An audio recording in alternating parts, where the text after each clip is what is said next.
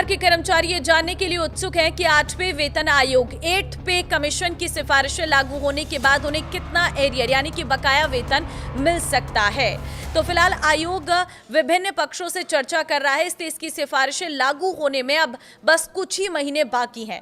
नमस्कार, मैं हूं आपके साथ ममता तिवारी और आप देख रहे हैं न्यूज़ 18 का डिजिटल प्लेटफॉर्म। कर्मचारियों को मिलने वाला एरियर मुख्य रूप से दो बातों पर निर्भर करेगा। पहला, आयोग की रिपोर्ट कब लागू होती है और दूसरा, सरकार कौन सा फिटमेंट फैक्टर तय करती है। फिटमेंट फैक्टर वो गुणांक होता है जिसके आधार पर कर्मचारियों का मूल वेतन यानी कि बेसिक पे बढ़ाया जाता है। जितना अधिक फिटमेंट फैक्टर होगा, वेतन और एरियर दोनों ही उतने अधिक होंगे।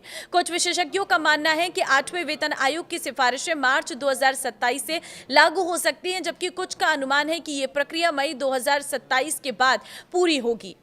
एक राय यह भी है कि आयोग मार्च 2027 तक अपनी रिपोर्ट सरकार को सौंप सकता है, जिससे कर्मचारियों को अप्रैल 2027 से बढ़ा हुआ वेतन मिलना शुरू हो सकता है।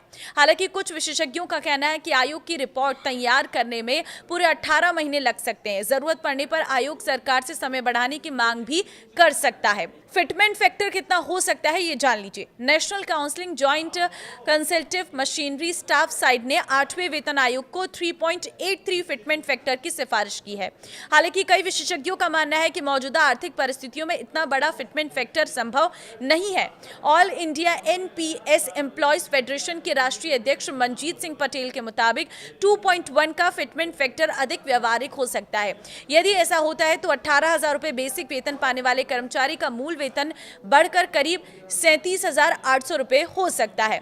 लेवल 1 से लेवल 5 के कर्मचारी कौन है, ये भी जान लीजिए। 7वें वेतन आयोग के पे मैट्रिक्स के अनुसार लेवल 1 से 5 में मल्टीटास्किंग स्टाफ एमटीएस, चपरासी, office attendant, lower division clerk यानी कि LDC, upper division clerk UDC, senior clerk, technician, stenographer, head constable, staff nurse और अन्य शुरुआती स्तर के कर्मचारी शामिल है। तो कितना मिल सकता है एरियर में आपको बताती हूँ। कुछ एक्सपर्ट्स के अनुसार अगर संशोधित वेतन सितंबर 2027 से लागू होता है तो करीब 20 महीने का एरियर बन सकता है।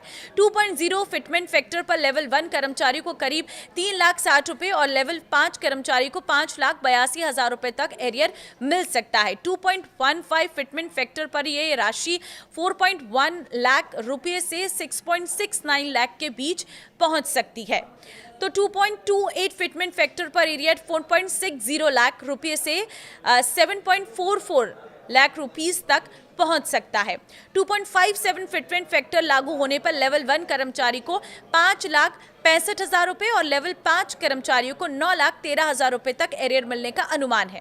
वहीं अगर यह फिटमेंट फैक्टर 2.86 लागू होता है तो लेवल 1 कर्मचारी को करीब 6,69,000 रुपए और लेवल 5 कर्मचारी को 10,82,000 रुपए तक एरियर मिल सकता है। तो हालांकि ये सभी आंकड़े केवल अनुमान है। कर्मचारियों को मिलने वाली वास्तविक वेतन वृद्धि और एरियर की राशि का पता तभी चलेगा जब सरकार 8वें वेतन आयोग की अंतरिम रिपोर्ट को मंजूरी देकर आधिकारिक रूप से लागू करेगी।